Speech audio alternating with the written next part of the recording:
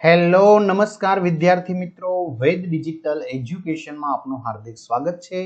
આજે આપણે ધોરણ 7 વિષય ગણિતનું વાર્ષિક પરીક્ષા તારીખ 15/4/2026 ના રોજ લેવાનારું પેપર છે એમનું 100% ટાઈપિંગ સાથે સંપૂર્ણ પેપરનું સોલ્યુશન જોવાના છીએ। તો ખાસ વિદ્યાર્થી મિત્રો ચેનલમાં નવા હોય તો ચેનલ સબસ્ક્રાઇબ કરો, બાજુમાં બેલ આઇકનને પ્રેસ કરો જેથી તમને અવનવા વિડીયોની માહિતી નોટિફિકેશન મળી શકે। વિડીયો લાઈક કરો, તમારા મિત્રો દોસ્તોને શેર કરો। ધોરણ 7 વિષય ગણિત દ્વિતીય સત્રાંત પરીક્ષા પેપર 2026 કુલ ગુણ 80। તો વિદ્યાર્થી મિત્રો 80 માંથી 80 ગુણ આપણે સરળતાથી ગણિત વિષયમાં લાવી શકીએ છીએ। તો એના માટે આપણે કેવી રીતે પ્રશ્ન પૂછાય એનો જવાબ કેવી રીતે આપણે આપીશું, તો લઈએ આપણે પેપરનું સોલ્યુશન। પ્રશ્ન 1, સાચો વિકલ્પ પસંદ કરો તો 0.85 ને ટકામાં શું લખી શકાય, તો 85%। 54% વત્તા 15% વત્તા ખાલી જગ્યા ટકા એટલે 100% થશે, તો 31%। 25% ને દશાંશમાં શું લખી શકાય, 0.25। 9/9 એટલે કેટલા થશે, 100%।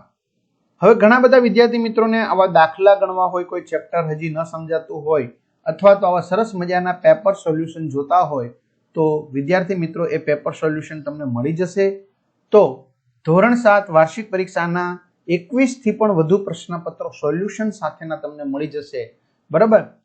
દરેક વિષયના 4-4, 5-5, 3-3 પેપરો મળી જશે। અને આ સિવાય તમારે કોઈ પણ વિષયના વિડીયો જોવા હોય તો બધું આપણી વેદ ડિજિટલ એજ્યુકેશન નામની એપ્લિકેશનમાંથી મળી જશે, જે ગૂગલ પ્લે સ્ટોર કે જ્યાંથી આપણે ગેમ ડાઉનલોડ કરીએ ને ત્યાં જઈને આ વેદ ડિજિટલ એજ્યુકેશન નામની એપ્લિકેશન ડાઉનલોડ કરવાની। ઓપન કરશો, પેજ ખુલેમાં તમારા પોતાના મોબાઈલ નંબર નાખો, સેન્ડ ઓટીપી કરો, 4 આંકડાનો ઓટીપી નાખશો એટલે પેડ કોર્સમાં ધોરણ 7 માં જવાનું અને આ પેડ પ્લાન મેળવી લેવાનો। એક્ઝામ પેપરમાં પેપરો 3 થી 12 માં 3 થી 12 ના વિડીયો તમારું ધોરણ પસંદ કરી વિષય પ્રમાણે વિડીયો પાઠવાય જ જોઈ શકશો। વેકેશનમાં 8માની પણ તૈયારી કરી શકશો। દાખલા ગણો કોઈ પણ 3, તો વિદ્યાર્થી મિત્રો આપણે બધા જ દાખલા ગણવાના છે। કદાચ એકાદો ખોટો પડે તો પણ વાંધો ન આવે માર્ક્સમાં। એક શોપિંગ મોલમાં 700 વસ્તુ છે, તેમાંથી 7 બગડેલી વસ્તુઓ છે, તો કેટલા ટકા વસ્તુ બગડેલી છે, તો ટકાવારી થશે 700 માંથી કેટલી બગડેલી છે, 7, તો 100 માંથી કેટલી, તો 7/700 ગુણ્યા 100 એટલે 1% થશે। આપણી પાસે ગુલાબ, ગલગોટો અને જાસૂદના ફૂલોથી ભરેલી ટોપલી છે। જો 45% ગલગોટાના ફૂલ, 25% જાસૂદના ફૂલ હોય તો કેટલા ટકા ફૂલ ગુલાબના હશે, તો ટકાવારી જોતી હોય તો ગલગોટાના અને જાસૂદના ફૂલનો શું કરવાનો, સરવાળો, તો કેટલો થશે, 25 અને 45 તો કે 70, તો 100 માંથી 70 બાદ કરવાનો તો 30% આવશે। એક વર્ગમાં 80 વિદ્યાર્થીઓમાંથી 75% વિદ્યાર્થીને ચેસ રમવું ગમે છે, તો ચેસ રમવું ન ગમતું હોય તેવા વિદ્યાર્થીઓની સંખ્યા કેટલી, તો કે 25%। 25% એટલે કે 20 વિદ્યાર્થી, બરાબર। જય સરના વિદ્યાર્થી મિત્રો વિડીયો છે, સાગર સરના વિડીયો છે, જેમાં બધું જ આપેલું છે, બરાબર। એટલા માટે આપણે ડીપમાં જતા નથી, નહીતર વિડીયો ઘણો મોટો બને। જેનિલ તેના પગારમાંથી રૂપિયા 5000 બચાવે છે, જો તે તેના પગારના 10% હોય તો તેનો પગાર કેટલો હશે, તો ધારો કે મૂળ પગાર x છે, x ના 10% એટલે 5000, તો x ગુણ્યા 10/100 એટલે કે 5000, તો x બરાબર કેટલા, 5000 ગુણ્યા 100/10 એટલે કે 50000 એમનો પગાર હશે। ખરું ખોટું, જો કોઈ વસ્તુની પડતર કિંમત કરતા વેચાણ કિંમત વધુ હોય તો હંમેશા નફો થાય છે, ખરું। સાદા વ્યાજનું સૂત્ર I = P × T/100 છે, ખોટું। જો મૂળ કિંમત અને વેચાણ કિંમત સમાન હોય તો હંમેશા ખોટ થાય છે, ખોટું। એક કબાટ રૂપિયા 5000 માં ખરીદે છે અને રૂપિયા 3500 માં વેચવામાં આવે તો રૂપિયા 1000 ની ખોટ થાય છે, ખોટું। દાખલા ગણો કોઈ પણ 2, કુંજબહેન એક ટીવી રૂપિયા 16500 માં વેચ્યું, તેને 20% ખોટ ગઈ, તો કુંજબહેનને ટીવી કેટલા રૂપિયામાં ખરીદ્યું હશે, તો 100 ની વસ્તુ ઉપર 20% ખોટ એટલે 80 રૂપિયા, તો કેટલાની વસ્તુ હશે, તો 20% ખોટ ગઈ તો 16500 મળ્યા, તો 16500 ગુણ્યા 100/80 તો 20625 રૂપિયાનું ટીવી એને ખરીદ્યું હશે। રૂપિયા 52000 નું કેટલા ટકા વ્યાજ દરે 2 વર્ષનું વ્યાજ રૂપિયા 2600 થાય, તો I = PRT/100, 2600 બરાબર 52000 ગુણ્યા R ગુણ્યા 2/100, તો R ને કરતા બનાવો તો 5/2 એટલે કે 2.5%। ઓમ એક ફ્રીજ રૂપિયા 30000 માં ખરીદ્યું, થોડા સમય બાદ તે આ ફ્રીજને રૂપિયા 31500 માં વેચે છે, તો કેટલો નફો થયો, તો નફો થયો 31,500 માઇનસ 30,000 એટલે કે 1500. તો ટકાવારી જોઈએ તો કેટલી થશે? 5%. ચલો કિંમત શોધો -6/11 ભાગ્યા 1/22. તો વિદ્યાર્થી મિત્રો આપણે ગુણાકાર કરવો હોય તો ઉલટાઈ નાખવાનું 22/1, તો છેદ ઉડી જશે 11 દુ 22 એટલે -6 × 2 એટલે 12. 1/10 ગુણ્યા -3/2 તો -3/20. ચાલો સંખ્યા રેખા પર નિરૂપણ કરો.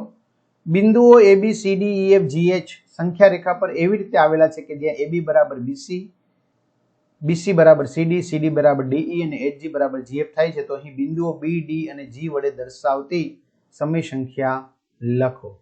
તો અહીં સમય સંખ્યા લખવામાં આવેલી છે. બરાબર, B, D, G.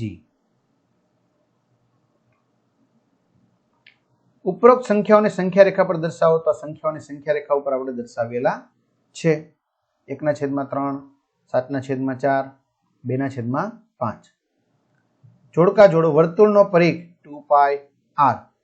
ત્યારબાદ સમબાજુ ચતુષ્કોણનું ક્ષેત્રફળ b ગુણ્યા h. ત્યાર પછી પાઈની કિંમત. પાઈની કિંમત આપણે વિદ્યાર્થી મિત્રો ખબર છે 22/7 અને વર્તુળની ત્રિજ્યા r બરાબર વ્યાસના છેદમાં 2. ઉકેલ શોધો કોઈ પણ બે. ABCD સમાંતર બાજુ ચતુષ્કોણ છે. એમાંથી CD પરની ઊંચાઈ AM છે. જો CD બરાબર 15 સેમી અને AM બરાબર 8 સેમી હોય તો સમાંતર બાજુ ચતુષ્કોણનું ક્ષેત્રફળ શોધો. તો ક્ષેત્રફળ બરાબર આધાર ગુણ્યા ઊંચાઈ 15 ગુણ્યા 8 120 સેમી સ્ક્વેર. ત્રિકોણ PQR માં ઊંચાઈ PS બરાબર 5 સેમી હોય અને પાયો QS બરાબર 18 સેમી હોય તો ત્રિકોણ PQR નું ક્ષેત્રફળ શોધો. તો ત્રિકોણનું ક્ષેત્રફળ 1/2 પાયો ગુણ્યા વેધ 1/2 5 ગુણ્યા 18 એટલે કે 45 સેમી સ્ક્વેર. 44 સેમી પરિઘ ધરાવતા વર્તુળનું ક્ષેત્રફળ શોધો. તો પરિઘ બરાબર 2πr. 44 બરાબર 2 ગુણ્યા 22 સપ્તમાંશ ગુણ્યા r. r ને કરતા બનાવો તો r બરાબર કેટલા થશે વિદ્યાર્થી મિત્રો? 7 સેમી. ત્યાર પછી વક્ર સપાટીનું ક્ષેત્રફળ πr સ્ક્વેર. તો એની કિંમત મૂકતા 154 સેમી સ્ક્વેર થશે. ત્યાર પછી એક વાક્યમાં જવાબ આપવાના છે. 6x² y માં સંખ્યાત્મક સહગુણક શું છે? 6. 3x² + 2x² + 9 બહુપદીમાં કેટલા પદ છે? 3. 7a²b અને 7ab² એ સજાતીય પદ છે કે વિજાતીય? વિજાતીય. જે બહુપદીમાં બે પદ હોય તેવી બહુપદીને શું કહે છે? દ્વિપદી. કિંમત શોધો. m બરાબર 3 માટે 3m + 5 ની કિંમત શોધો. 3m + 5 બરાબર 3. m ની જગ્યાએ 3 + 5 9 + 5 એટલે કે 14. x બરાબર 2 અને y બરાબર -1 માટે x² + xy - 4 ની કિંમત શોધો. તો -2. t બરાબર 5 માટે 2t² - 10 ની કિંમત શોધો. 40.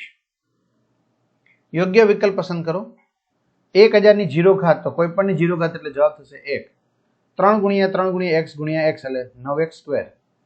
આકાશગંગામાં સરેરાશ તારાઓની સંખ્યાને પ્રમાણિત સ્વરૂપમાં લખો. તો કેટલા શૂન્ય છે? 11. તો 1 × 10 ની 11 ઘાત. 1234.6 ને પ્રમાણિત સ્વરૂપમાં શું લખી શકાય? તો 1.2346 × 10 ની 3 ઘાત. સાદુરૂપ આપો. 3 ની 10 ઘાત ભાગ્યા 3 ની 8 ઘાત ગુણ્યા 3 ની 5 ઘાત. તો આ બેનું આધાર સરખો છે એટલે ઘાતની બાદબાકી 10 માંથી 8 જશે તો 2 ગુણ્યા 3 ની 5 એટલે આધાર સરખો ઘાતનો સરવાળો 3 ને 2 5 ને 2 7. ત્યાર પછી x² ગુણ્યા 4x છેદમાં 2x નો ઘન આખા કૌંસની બહાર 2 વર્ગ આખા કૌંસની બહાર 2 ગુણ્યા x ની 5 ઘાત. તો x² ગુણ્યા 4x પહેલા આનું સાદુરૂપ આપીએ તો 2 ની 2 ઘાત 3 ની પણ 2 ઘાત બરાબર એટલે 2 નો સ્ક્વેર x ની 6 ઘાત ગુણ્યા x ની 5 ઘાત. x ઘન ગુણ્યા x 4 x ઘન ગુણ્યા 4. કેમ ખબર પડી ગઈ x ઘન થઈ ગયો?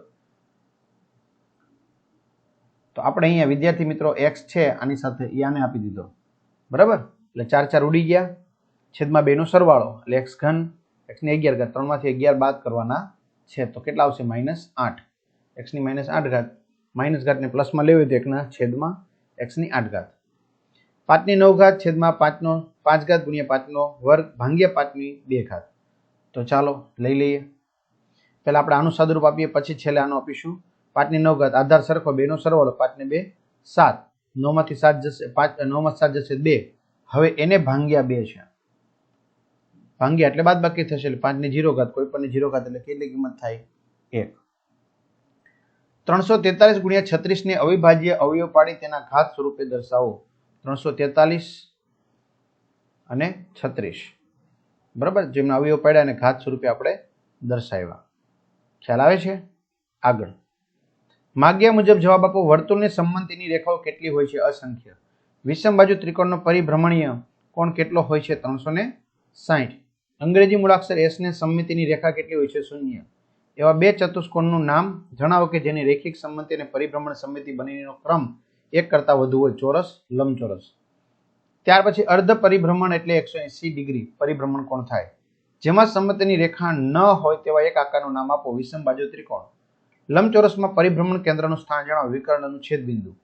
જેમાં રેખિક સમમિતિ અને પરિભ્રમણ સમમિતિ બંને હોય તેવો એક અંક જણાવો. 0, 8.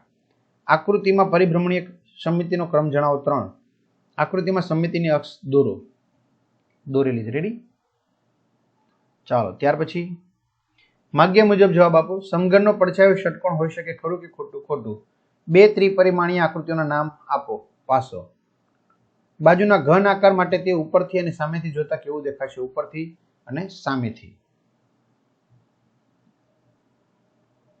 બાજુના ઘન આકાર માટે બાજુથી અને સામેથી જોતા કેવું દેખાશે? બાજુથી અને સામેથી. માગ્યા મુજબ જવાબ આપો. બાજુની ગોઠવણીમાં કેટલા સમઘન છે તે ગણીને લખો. 4. 3 સેમી બાજુ ધરાવતા 3 સમઘન પાસે ગોઠવીને લંબઘન બનાવેલ છે તો તેની લંબાઈ, પહોળાઈ, ઊંચાઈ શું હોઈ શકે? તિર્યક આકૃતિ પણ દોરો. લંબાઈ, પહોળાઈ અને ઊંચાઈ. ત્રિકોણીય પિરામિડમાં ધાર, ફલક અને શિરોબિંદુની સંખ્યા જણાવો. ધાર, ફલક અને શિરોબિંદુ. તો આ રીતે વિદ્યાર્થી મિત્રો સરસ મજાનું સોલ્યુશન આપણે થઈ શકે છે. બરાબર. અને હા, આવી પીડીએફ તમારે જોતી હોય તો મેં કહ્યું એ પ્રમાણે એપ્લિકેશનમાં જઈ અને અત્યારે જ તમે ડાઉનલોડ કરી લો. બરાબર, જેથી કરીને તમને એ મળી શકે. તો બધા વિદ્યાર્થી મિત્રોને 80માંથી 80 ગુણ પ્રાપ્ત થાય એ માટે શુભકામનાઓ. Best of luck. અને હા, તમારે આગળના પેપરમાં કેટલા આવશે અને આમાં કેટલા આવશે માર્ક્સ કમેન્ટ કરજો. અને ચેનલમાં ન હોય ચેનલ સબસ્ક્રાઇબ કરો એટલે જેથી હિન્દી, વિજ્ઞાન, ઇંગ્લિશના વિડીયોની પણ નોટિફિકેશન મળી શકે. તો અસ્તુ. જય હિન્દ, જય ભારત.